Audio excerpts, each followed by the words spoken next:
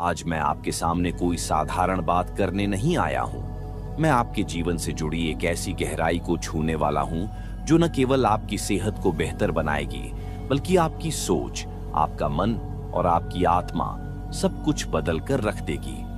क्या आप जानते हैं कि हमारे शरीर में एक छिपी हुई शक्ति है जो अगर जाग जाए तो न केवल हमारा शरीर स्वस्थ हो सकता है, बल्कि हमारी मानसिक शांति और ध्यान की गहराई भी असीम हो सकती है। इस वीडियो में मैं आपको बताऊंगा कपालभाति कैसे आपकी बीमारियों का जड़ से इलाज कर सकता है, या आपके शरीर, मन और आत्मा को संतुलन में कैसे लाता है। और सबसे महत्वपूर्ण बात यह है, आपकी सोचने की ताकत और याददाश्त को कई गुना कैसे बढ़ा देता है। दोस्तों, मेरा आपसे निवेदन है कि इस वीडियो को पूरे ध्यान और दिल से देखें। इसे अधूरा छोड़ने की गलती न करें, क्योंकि जो बातें आप आज जानने वाले हैं वे आपके जीवन को हर पहलू से छू लेंगी और नई रोशनी दिखाएंगी। तो चलिए एक नई शुरुआत करते हैं। ध्यान से सुनिए, मन से अपनाइए और खुद अनुभव कीजिए कि कैसे यह विधि आपको भीतर से बदल देती है। सबसे पहले तो आप ये जान लीजिए कि कपालभाति को कपालभाति क्यों कहा जाता है। अब सुनिए, कपाल का मतलब होता है सिर या खोपड़ी और भाति का मतलब होता है चमक या तेज। यानी कपालभाति का सीधा मतलब हुआ ऐसा तरीका जो आपके सिर और उसके अंदर मौजूद चीजों को तेज और एनर्जी से भर दे। अब सवाल ये है कि भाई ये सब होता कैसे है। तो बात ऐसी है, जब हम कपालभाति करते हैं यानी सांस को खास तरीके से छोड़ते और खींचते हैं, तो हमारे सिर के अंदर खून का बहाव और ऑक्सीजन का लेवल बढ़ जाता है। साथ ही जब हम सांस खींचते हैं तो नाक के जरिए छोटे छोटे पार्टिकल्स, जिन्हें आप नैनो पार्टिकल्स कह सकते हो, हमारे शरीर में जाते हैं। अब ध्यान दीजिए, हमारी नाक का सीधा कनेक्शन हमारे दिमाग से होता है। नाक के जरिए जाने वाली हवा और उसमें मौजूद चीजें सबसे पहले हमारे दिमाग पर असर डालती है। इसका फायदा ये होता है कि हमारा दिमाग और खोपड़ी के अंदर के सभी हिस्से, जैसे नसें, मांसपेशियां और ऑर्गन्स, सब एक्टिव हो जाते हैं। अब जरा ये भी समझ लीजिए कि ये नैनो पार्टिकल्स आखिर होते क्या हैं और हमारे शरीर में क्या गड़बड़ कर सकते हैं। देखिए, ये इतने छोटे छोटे होते हैं कि हमारी नाक के अंदर जो फिल्टर सिस्टम है उसे भी पार कर जाते हैं। यहाँ तक कि ये ब्लड ब्रेन बैरियर को भी आर पार कर जाते हैं। अब ब्लड ब्रेन बैरियर क्या है? ये हमारे खून और दिमाग के बीच एक सुरक्षा दीवार की तरह काम करता है, जो दिमाग को नुकसान पहुंचाने वाली चीजों से बचाता है। लेकिन ये नैनो पार्टिकल्स इतनी चालाकी से इस बैरियर को पार कर लेते हैं कि दिमाग तक पहुंच जाते हैं। अब आपको जानकर हैरानी होगी कि इस बात की स्टडी 1941 में ही हो गई थी, लेकिन उस समय किसी ने इस पर खास ध्यान नहीं दिया। फिर वक्त बीता और धीरे धीरे ऐसी खबरें बढ़ने लगीं कि भाई आजकल डिप्रेशन बहुत बढ़ रहा है। छोटी उम्र में ही लोगों की आंखों की रोशनी कमजोर हो रही है, नींद नहीं आती, एलर्जी हो जाती है, याददाश्त कमजोर हो रही है, ध्यान लगाने में मुश्किल होती है और सुसाइडल टेंडेंसी यानी आत्महत्या की प्रवृत्ति भी बढ़ने लगी है। अब जब इन सारी परेशानियों पर रिसर्च की गई तो पता चला कि इनका एक बड़ा कारण यही नैनो पार्टिकल्स हैं। ये छोटे छोटे कण हमारे दिमाग में जाकर इकट्ठा हो जाते हैं और वहां गड़बड़ मचाते हैं। सोचिए, जब दिमाग ही परेशान रहेगा तो शरीर कैसे ठीक से काम करेगा। यही वजह है कि ये नैनो पार्टिकल्स हमारे मानसिक और शारीरिक स्वास्थ्य पर बुरा असर डालते हैं। अब आप ये समझिए कि ये नैनो पार्टिकल्स आखिर आते कहां से हैं। देखिए, इनका सबसे बड़ा कारण होता है पॉल्यूशन यानी प्रदूषण। अब हो सकता है कि आप सोच रहे हों कि भाई मैं तो ऐसी जगह रहता हूं जहां ज्यादा पॉल्यूशन नहीं है, लेकिन आपको ये बात समझनी पड़ेगी कि नैनो पार्टिकल्स की एक बड़ी चालाकी ये है कि ये एक बार हवा में आ जाएं तो बहुत देर तक वहां टिके रहते हैं और दूर दूर तक घूमते रहते हैं। अब इसका मतलब क्या हुआ? मतलब ये कि अगर आप अपने घर में ही बंद रहो तब भी आप उस हवा में सांस ले रहे हो जिसमें नैनो पार्टिकल्स मौजूद हैं, और ये नैनो पार्टिकल्स हमारे फेफड़ों के जरिए यानी लंग्स के रास्ते शरीर के अंदर जाते हैं। वहां से ये खून की नसों यानी आर्टरीज के जरिए पूरे शरीर में फैल जाते हैं। यही वजह है कि आजकल लोग ज्यादा बीमार पड़ने लगे हैं। अब आप सोचिए, पहले ऐसी बीमारियां जो बहुत बूढ़े लोगों को होती थीं, आजकल छोटे छोटे बच्चों में भी देखी जा रही हैं, जैसे अस्थमा, डायबिटीज और यहां तक कि दिल की बीमारियां। अब आप पूछोगे कि इसका हल क्या है? तो भाई, इसका एक बड़ा आसान हल है, अपने शरीर को फिजिकली एक्टिव रखो। मतलब ये कि जितना हो सके अपने शरीर को हरकत में रखो। और दूसरी चीज, गहरी सांस लेना सीखो। इसका मतलब है कि सांस को पूरी तरह अंदर खींचो और पूरी तरह बाहर छोड़ो। जब आप ऐसा करते हो तो आपका शरीर अपने अंदर की गंदगी को निकालता है और नई ऊर्जा से भर जाता है। अब देखिए, एक सवाल दिमाग में आता है कि अगर हम गहरी सांस खींचेंगे तो और भी ज्यादा नैनो पार्टिकल्स अंदर चले जाएंगे और इससे तो और बीमारियां हो सकती हैं। लेकिन इसका जवाब बड़ा सीधा है। हमारे फेफड़ों में जो माइक्रोफैग्स होते हैं, उनका काम ही यही होता है कि वो हर उस चीज को पहचाने जो हमारे शरीर को नुकसान पहुंचा सकती है। ये माइक्रोफैग्स उन नैनो पार्टिकल्स को पकड़ते हैं और उन्हें खत्म कर देते हैं। अब इसका मतलब क्या हुआ? मतलब ये कि अगर आपके फेफड़ों की क्षमता और ताकत बढ़ती जाएगी तो आपकी इम्यूनिटी भी उतनी ही ज्यादा मजबूत होती जाएगी। इसे ऐसे समझें, आपने जरूर देखा होगा कि जो लोग किसी भी तरह का खेलकूद या स्पोर्ट्स करते हैं, वो आम लोगों के मुकाबले बहुत कम बीमार पड़ते हैं। अब ये तो हुई फेफड़ों की बात, लेकिन बात यहीं खत्म नहीं होती। जब हम सांस खींचते हैं तो नैनो पार्टिकल्स का एक बड़ा हिस्सा हमारे दिमाग में भी पहुंच जाता है। ये पार्टिकल्स वहां धीरे धीरे जमा होते रहते हैं और हमारे दिमाग के कामकाज में बाधा डालते हैं। यहीं पर कपालभाति का असली कमाल शुरू होता है। ये नैनो पार्टिकल्स जो हमारी नाक के ऑल्फैक्टरी लूप यानी सूंघने की नसों के जरिए दिमाग में पहुंचे थे, उन्हें बाहर निकालने का तरीका भी यही लूप है।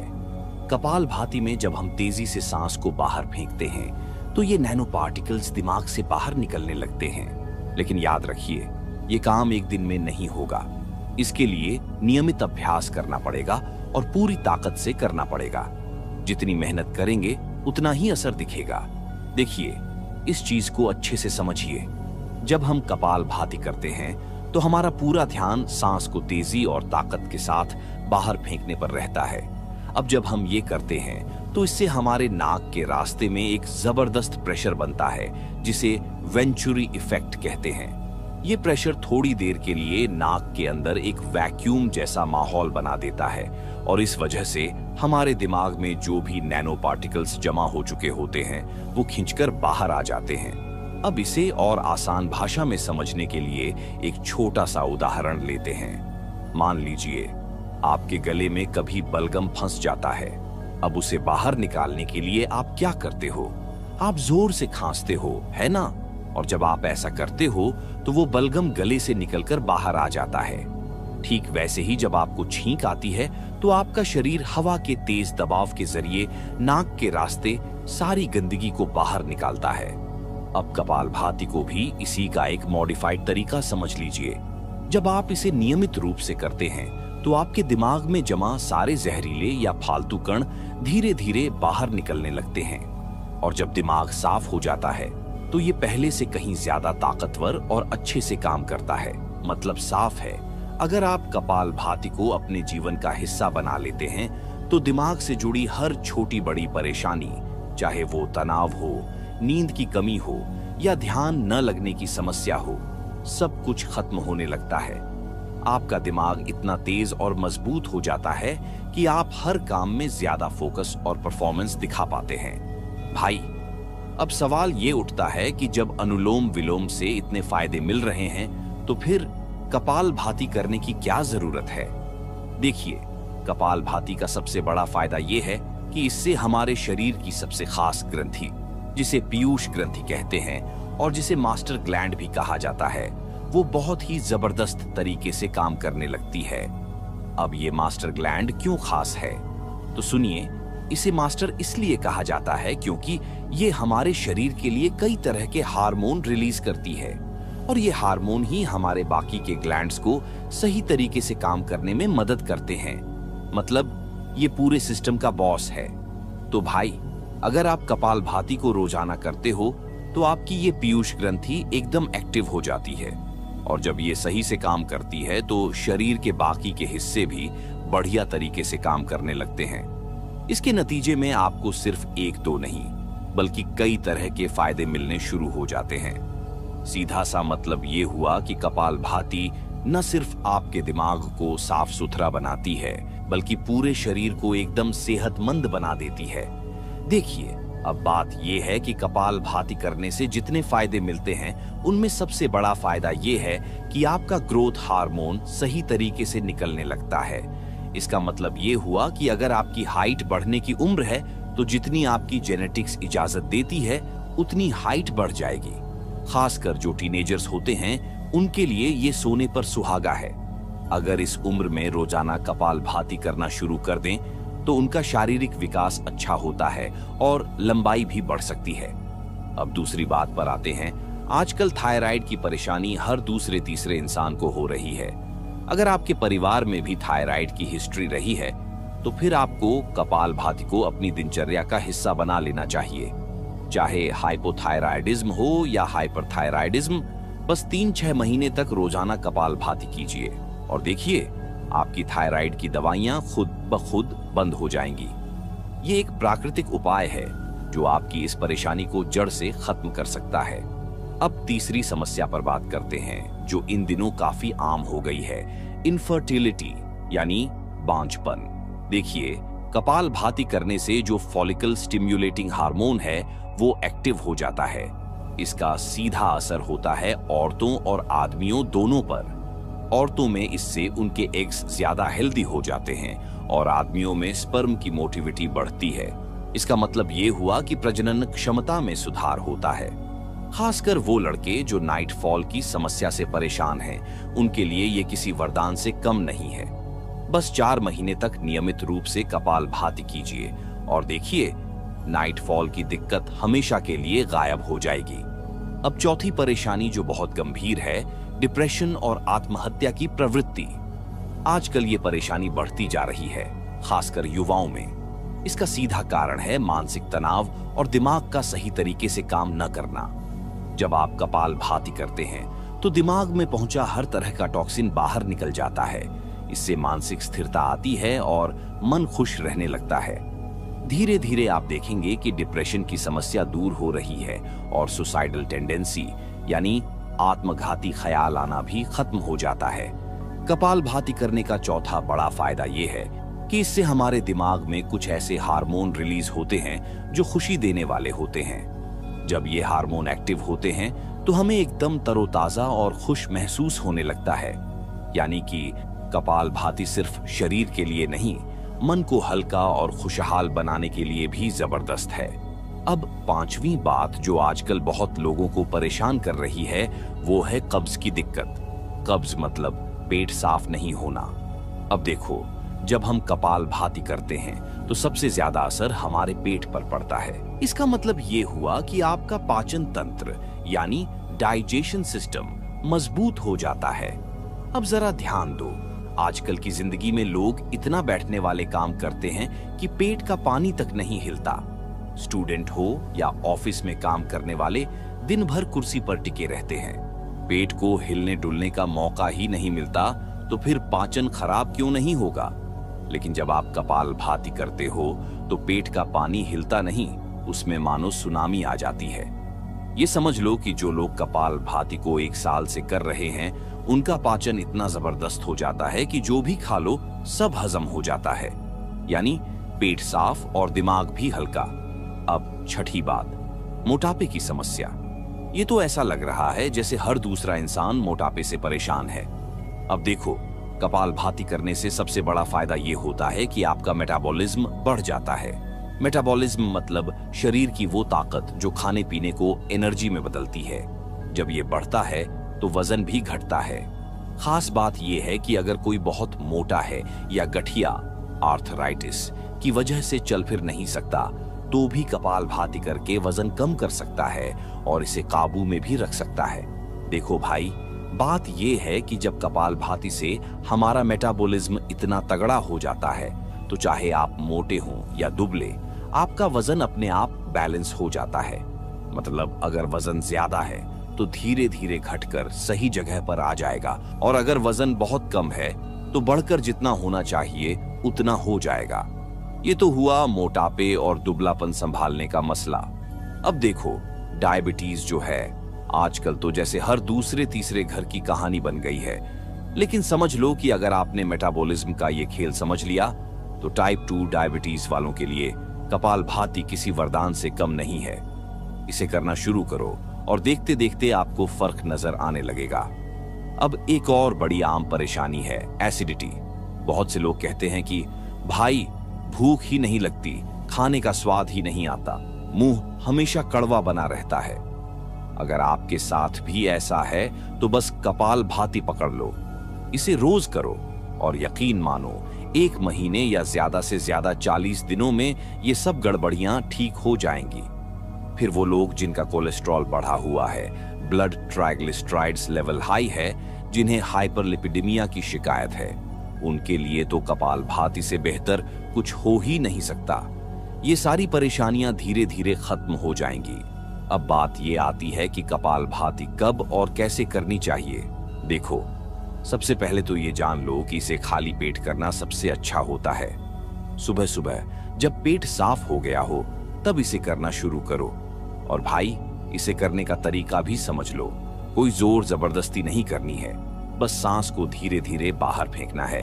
कपालभाति कितनी देर तक करना चाहिए? तो शुरू में 5 मिनट करो, फिर धीरे धीरे इसे बढ़ाते जाओ।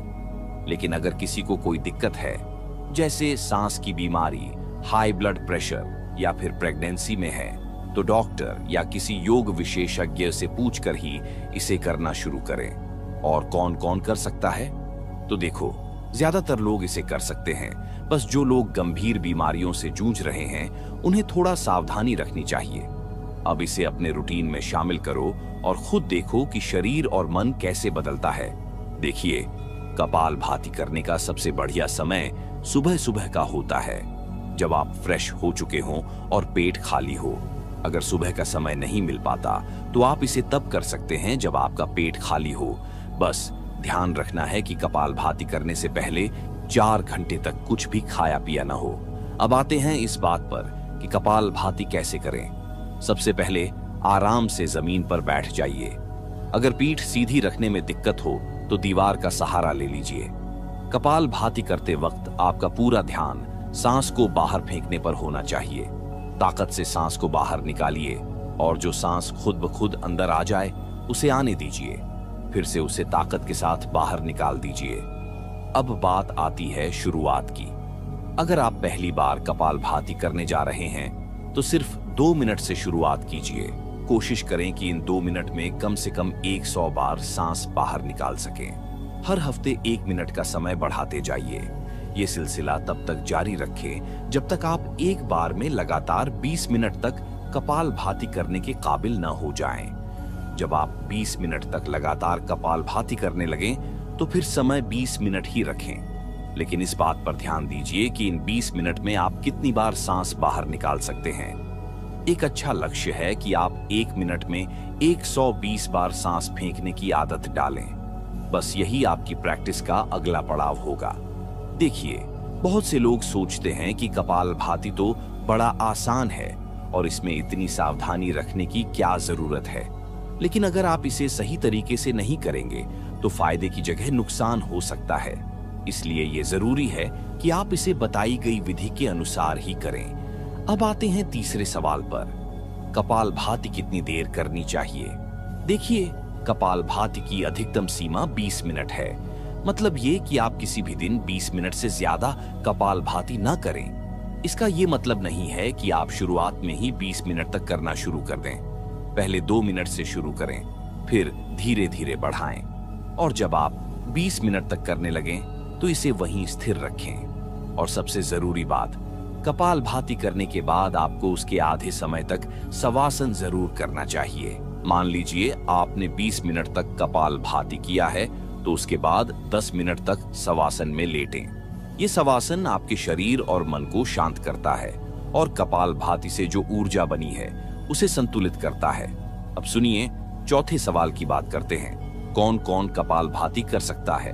देखिए, जिन लोगों ने अभी हाल ही में कोई सर्जरी करवाई है, जो महिलाएं इस समय पीरियड्स में हैं और जो महिलाएं प्रेग्नेंट हैं, इन लोगों को कपालभाति नहीं करनी चाहिए।